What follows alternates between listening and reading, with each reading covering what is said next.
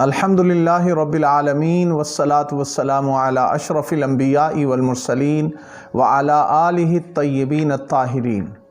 معزز و محترم ناظرین و سامعین، اللہ رب العزت کا بے پایہ لطف و کرم ہے کہ جس کے فضل و احسان سے ہمیں ایمان اور اسلام کی عظیم دولت نصیب ہوئی۔ آج عنوان گفتگو کے طور پہ ہم گفتگو کریں گے قرآن مجید فہم و تدبر سے پڑھنے کی اہمیت۔ اللہ رب العزت نے سورہ ابراہیم کی آیت نمبر 1 میں ارشاد فرمایا، الف لام را کتاب انزلناہ الیک لتخرج الناس من الظلمات الی النور، کہ اے پیارے حبیب مکرم صلی اللہ علیہ وآلہ وسلم، ہم نے آپ کی طرف یہ کتاب نازل کی ہے تاکہ آپ لوگوں کو اندھیرے سے نکال کے روشنی کی طرف لے آئیں۔ قرآن مجید سرچشمہ ہدایت ہے اور بارگاہ عزتی تک پہنچنے کا بہترین وسیلہ بھی ہے۔ قرآن مجید ہم سے تقاضا کرتا ہے کہ ہم جہاں اس کی تلاوت کریں وہاں اس کے اندر تدبر و تفکر بھی کریں، غور و خوض بھی کریں، اس کے معنی کو سمجھ کر اپنی زندگی میں ڈھالیں بھی۔ قرآن مجید کے چند حقوق ہیں جن کو ادا کرنا ہم مسلمانوں پر ضروری ہے۔ آج کی نشست میں ہم اس حوالے سے گفتگو کریں گے کہ قرآن مجید میں فہم و تدبر، یعنی سمجھ کے اور اچھے طریقے سے دل و دماغ میں قرآن پاک کو کیسے اتارا جائے اور اس کے کیا برکات اور ثمرات ہمارے سامنے آئیں گے۔ اللہ رب العزت نے ارشاد فرمایا سورہ محمد کی آیت نمبر 24 میں، افلا یتدبرون القرآن ام علی قلوب اقفالوہا، قرآن میں یہ لوگ تدبر کیوں نہیں کرتے؟ کیا ان لوگوں کے دلوں پر تالے پڑے ہوئے ہیں؟ یہ جھنجھوڑ رہی ہے قرآن پاک کی آیت کریمہ کہ ہم قرآن مجید میں غور و فکر کریں، اس کے معنی کو سمجھیں اور اللہ تعالیٰ کی طرف سے جو پیغام ہم تک آیا ہے اس کو اپنی زندگیوں میں پریکٹیکلی لے کر آئیں۔ ایک اور مقام پر اللہ رب العزت نے ارشاد فرمایا،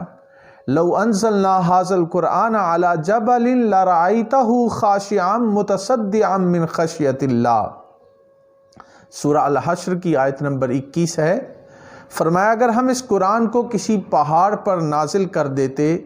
تو تم دیکھتے کہ وہ اللہ کے خوف سے ریزہ ریزہ ہو رہا ہے۔ یہ قرآن مجید نبی اکرم صلی اللہ علیہ وآلہ وسلم پر نازل ہوا اور یہ تمام آسمانی صحائف اور کتابوں کا نچوڑ ہے، لب لباب ہے ڈیوائن گائیڈنس کا جو اللہ تعالیٰ نے انسانیت کی طرف بھیجی ہے۔ قرآن مجید ہم سے تقاضا کرتا ہے کہ ہم اس کے اندر غور و فکر کریں اور اللہ تعالیٰ کے دیے ہوئے پیغام کو اچھی طریقے سے سمجھیں۔ ایک اور مقام پر سورہ البقرہ کی آیت نمبر 84 میں اللہ رب العزت نے فرمایا، ثم قست قلوبکم من بعد ذلک، پھر تمہارے دل پتھروں کی طرح سخت ہو گئے۔ پتھروں کی طرح دل سخت ہیں تو قرآن پاک کی آیات کا اثر ہمارے اوپر نہیں ہوتا، بلکہ اگر یہ کہا جائے کہ ہمارے دل تو پتھروں سے بھی زیادہ سخت ہیں تو کچھ بے جا نہ ہوگا، کیونکہ پتھر بھی قرآن مجید کی خشیت کی وجہ سے وہ بھی کانپ جاتے ہیں، مگر انسان ہے کہ وہ قرآن مجید میں اس طریقے سے غور و فکر اور تدبر کرتا نظر نہیں آتا۔ قرآن مجید ایک دستور حیات کی حیثیت رکھتا ہے اور اللہ تعالیٰ نے انسان کو زمین پر اپنا نائب اور خلیفہ بنایا ہے۔ اللہ رب العزت نے قرآن پاک کی سورہ البقرہ آیت نمبر 38 میں ارشاد فرمایا، فَإِمَّا يَأْتِيَنَّكُم مِّنِّي هُدًى فَمَن تَبِعَ هُدَايَ فَلَا خَوْفٌ عَلَيْهِمْ وَلَا هُمْ يَحْزَنُونَ، دیکھو جب تمہارے پاس میری طرف سے ہدایت پہنچے تو اس کی پیروی کرنا، جنہوں نے میری ہدایت کی پیروی کی ان کو نہ خوف ہوگا اور نہ وہ غمناک ہوں گے۔ فَإِمَّا يَأْتِيَنَّكُم مِّنِّي هُدًى، جب میری طرف سے تمہارے پاس ہدایت آئے تو اس کی پیروی کرنا یہ خوف و غم سے نجات کا ذریعہ ہے۔ سوچنے کی بات یہ ہے کہ ہماری زندگیوں میں خوف اور غم کیوں ہے؟ کہیں ایسا تو نہیں ہے کہ ہم قرآن پاک جو اللہ تعالیٰ نے نبی اکرم صلی اللہ علیہ وآلہ وسلم پر نازل کیا اس کے اندر غور و فکر نہیں کرتے، قرآن پاک کی تعلیمات پر عمل نہیں کرتے، جس کی وجہ سے خوف، اندیشوں اور بہت سے مصائب و آلام نے ہمیں گھیر رکھا ہے۔ مختلف زمانے اور مختلف ادوار، اس میں جتنی تعلیمات، ہدایات اور احکامات نازل ہوتے رہے، قرآن پاک ان ساری تعلیمات کا جامع ہے۔ یہ فائنل ورژن ہے ڈیوائن گائیڈنس کا۔ اللہ تعالیٰ نے جہاں نبی اکرم صلی اللہ علیہ وآلہ وسلم پر نبوت کا سلسلہ ختم کیا، وہیں خدائی رہنمائی کا آخری سورس، فائنل ورژن اور لیٹسٹ ورژن وہ قرآن پاک ہے جو پہلے کی ساری تعلیمات کو اپنے اندر جمع کیے ہوئے ہے۔ اللہ رب العزت نے فرمایا هو الذی بعث فی الامیین رسولا منہم یتلو علیہم آیاتہ ویزکیہم ویعلمہم الکتاب والحکمہ وَإِن كَانُوا مِن قَبْلُ لَفِي ضَلَالٍ مُبِينٍ۔ ارشاد ہوا وہی تو ہے جس نے عرب کے ناخواندہ لوگوں میں انہی کی قوم میں سے محمد صلی اللہ علیہ وآلہ وسلم کو پیغمبر بنا کر بھیجا، جو ان کی آیات پڑھ پڑھ کر سناتا ہے، ان لوگوں کے لیے آیات کو پڑھ پڑھ کر سناتا ہے، ان کو پاک کرتا ہے، اور اللہ کی کتاب اور دانائی سکھاتے ہیں وہ رسول۔ اس سے پہلے یہ لوگ صریح گمراہی میں تھے۔ یعنی حضور علیہ السلام کی بعثت کا مقصد بتایا جا رہا ہے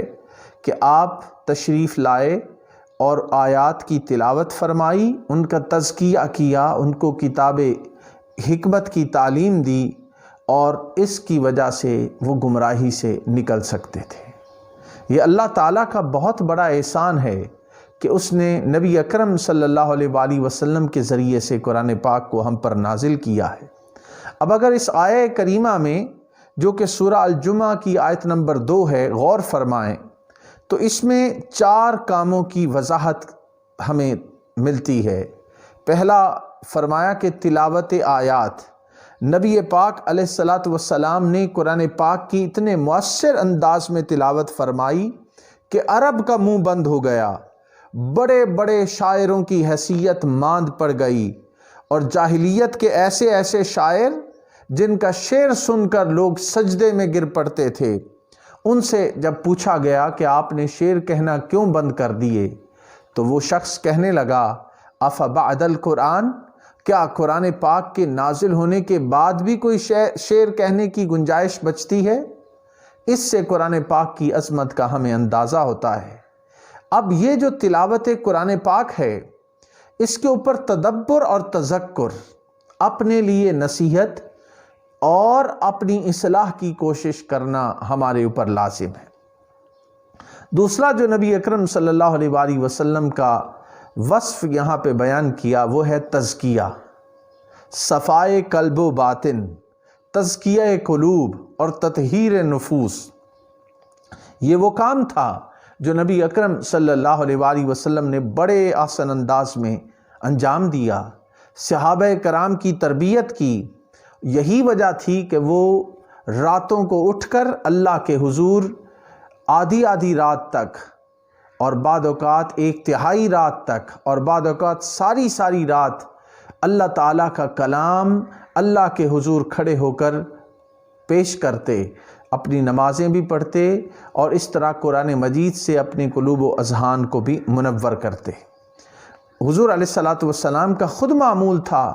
کہ راتوں کو اٹھ کر اللہ کے حضور قیام کرنا، رکوع کرنا، سجود کرنا، اور اس میں اللہ رب العزت کے کلام کی تلاوت کرنا۔ قرآن مجید نے سورہ مزمل میں اس کو بیان فرمایا ہے، فرمایا یا ایھا المزمل قم اللیل الا قلیلا، اے کپڑوں میں لپٹنے والے رات کو قیام کیا کرو مگر تھوڑی سی دیر، تھوڑی سی رات، نصفہ او انقص منہ قلیلا، نصف رات یا اس سے کچھ کم او زد علیہ ورتل القرآن ترتیلا، اگر آپ کی طبیعت چاہے تو آدھی رات سے بڑھا لیں اور قرآن مجید کو ترتیل کے ساتھ پڑھیں۔ قرآن مجید نے یہ بھی بیان فرمایا کہ شفاء لما فی الصدور ہوں، قرآن پاک شفاء لما فی الصدور ہے، اس میں سینوں کے لیے شفا ہے، جو بیماریاں انسان کو لگ جاتی ہیں ان کا علاج ہے قرآن پاک میں غور و فکر کرنا، اس کی تلاوت کرنا۔ تیسرا اہم کام جو نبی اکرم صلی اللہ علیہ وآلہ وسلم کا بتایا گیا وہ تھا تعلیم کتاب، یعنی اس کے اندر جو اللہ تعالیٰ نے احکامات دیے ہیں، جو کام کرنے والے ہیں اور جو کام نہیں کرنے والے، ان کی وضاحت کر دی، ضروری اور جائز کاموں کی وضاحت کر دی، حلال حرام کی تمیز بتا دی، اور اس صورت میں امت مسلمہ کو ایک ایسا ذریعہ مل گیا جس کے ذریعے سے وہ اللہ کی رضا اور خوشنودی حاصل کر سکتے ہیں۔ حضور علیہ السلام پر قرآن پاک نازل بھی ہوا اور اللہ رب العزت نے فرمایا وَأَنزَلْنَا إِلَيْكَ الذِّكْرَ لِتُبَيِّنَ لِلنَّاسِ مَا نُزِّلَ إِلَيْهِمْ، ہم نے یہ قرآن پاک آپ پر نازل کیا ہے تاکہ آپ لوگوں کے لیے اس کو وضاحت کے ساتھ بیان فرمائیں۔ تو قرآن پاک کی وضاحت نبی اکرم صلی اللہ علیہ وآلہ وسلم کی ڈیوٹی تھی اور آپ نے احسن انداز میں اس ڈیوٹی کو سر انجام دیا۔ یہی وجہ ہے کہ نماز کا معاملہ ہو تو فرمایا صلو کما رأیتمونی اصلی، نماز ایسے پڑھو جیسے مجھے پڑھتا ہوا دیکھتے ہو، اور حج کے مناسک ہوں تو فرمایا خذوا عنی مناسککم، مجھ سے حج کے مناسک سیکھ لو۔ تو قرآن پاک کی تفصیل نبی اکرم صلی اللہ علیہ وآلہ وسلم نے ہمیں پریکٹیکلی کر کے دکھائی، اور یہی وجہ ہے کہ حضور علیہ السلام نے قرآن پاک پر عمل کر کے خود ہمارے سامنے ایک ایسی مثال پیش کی جس کے بارے میں حضرت عائشہ صدیقہ بھی فرماتی ہیں کان خلقہ القرآن، کہ قرآن پاک ایک تو لفظی قرآن ہے اور حضور علیہ السلام ایک چلتے پھرتے قرآن ہے، آپ کا اخلاق قرآن تھا۔ چوتھی اہم بات وہ ہے تعلیم حکمت، یعنی زندگی خود حضور علیہ السلام نے ہمیں گزار کے دکھا دی کہ قرآن مجید ایک فلسفہ نہیں ہے بلکہ عملی طور پہ قرآن مجید کی تعلیمات پر عمل کیا جا سکتا ہے۔ اس کے اندر جو حکمت کی بات ہو رہی ہے، اس حکمت اور دانش مندی سے مراد نبی اکرم صلی اللہ علیہ وآلہ وسلم کی سنت ہے۔ سنت کسے کہتے ہیں؟ حضور علیہ السلام نے جو فرمایا، حضور علیہ السلام نے جو کر کے دکھایا، اور کوئی کام جو نبی اکرم صلی اللہ علیہ وآلہ وسلم کے سامنے ہوا اور آپ خاموش رہے، یعنی قول فعل اور تقریر، آپ کا فرمایا ہوا، آپ کا کیا ہوا، اور کسی صحابی نے آپ کے سامنے کوئی کام سر انجام دیا اور آپ نے اس پہ خاموشی اختیار فرمائی، تو یہ حضور علیہ السلام کی سنت ہے۔ آج غور کرنے کی ضرورت یہ ہے کہ ہمارے مدارس ہوں، ہماری جامعات ہوں، ہماری یونیورسٹیز ہوں، کالجز ہوں، مدارس اور سکول ہوں، وہاں پہ باقی ساری تعلیم دی جاتی ہے، مگر قرآن مجید کو ٹیکسٹ کے طور پہ پڑھائے جانے کی ضرورت ہے۔ ہم نے بہت سارے علوم کو پڑھانا تو شروع کر دیا، وہ منطق ہو، وہ فلسفہ ہو، وہ اور کتنے علوم ہیں ان کو پڑھاتے ہیں، مگر قرآن مجید کو ٹیکسٹ کے طور پہ اور اس کے معانی پر غور و خوض کے لیے اس طرف ہماری توجہ کم جاتی ہے۔ سوچنے کی بات یہ ہے کہ قرآن مجید تو کتاب ہدایت ہے، ہم اگر باقی علوم حاصل کرتے ہیں اور قرآن مجید سے ہدایت حاصل نہیں کرتے تو وہ مقصد فوت ہو جاتا ہے جو قرآن مجید کے نازل کرنے کا بنیادی مقصد ہے۔ اللہ رب العزت نے سورہ قاف کی آیت نمبر 37 میں فرمایا ان فی ذالک لذکریٰ لمن کان لہ قلب او القی السمع وہو شہید، جو شخص دل آگاہ رکھتا ہے یا دل سے متوجہ ہو کر سنتا ہے، اس کے لیے اس میں نصیحت ہے۔ یعنی توجہ سے قرآن پاک کو سنا جائے تو اس کے اندر ہمارے لیے نصیحت موجود ہے، یہ قرآن ہم سے کلام کرے گا۔ دوسرے مقام پر سورہ قاف کی آیت نمبر 8 میں فرمایا تبصرۃ و ذکریٰ لکل عبد منیب۔ قرآن مجید کے بارے میں فرمایا جا رہا ہے کہ رجوع کرنے والے بندے کے لیے یہ ہدایت اور نصیحت کا پیغام ہے۔ کوئی ادھر متوجہ تو ہو، کوئی اپنی اصلاح کی کوشش تو کرے، کوئی قرآن مجید سے راہ ہدایت تو طلب کرے۔ یہ قرآن مجید رہنمائی کرتا ہے، انسان کی ہر مشکل کا حل پیش کرتا ہے، ہر الجھن سے انسان کو باہر نکالتا ہے۔ ضرورت اس امر کی ہے کہ ہم قرآن پاک کی طرف اس کے معنی پر غور کرنا، اس کے اندر تدبر اور تفکر کرنا، اس طرف آئیں تو صحیح۔ ہمیں چاہیے کہ ہم قرآن مجید کو کم از کم ایک بار زندگی میں تو سمجھ کے پڑھ لیں۔ ایک ہے تلاوت قرآن پاک، بے شک وہ بڑی برکت والی ہے، اس کی بڑی فضیلت ہے، اس پہ نیکیاں اور اجر ملتا ہے، لیکن ضرورت اس چیز کی ہے کہ ہم قرآن کو سمجھ کر پڑھیں اور اسے حرز جاں بنائیں، جو سمجھیں اس کو پھر پریکٹیکلی اپنی زندگی میں لے کے آئیں۔ یہ بڑی اہم بات ہے، اور ہمیں بھی چاہیے کہ ہم قرآن مجید کو ابتدا سے پڑھنا شروع کریں اور پھر آنکھیں کھول کر بقائم ہوش و